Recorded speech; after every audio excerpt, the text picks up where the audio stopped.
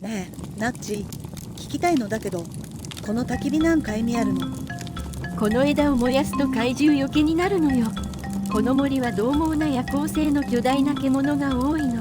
焚き火がないと今頃船ごと夜食になってるわ。童心に帰ってキャンプしてたのかと思ったわ、ナッチ。あんたの方がそう見えるわよ、オリビー。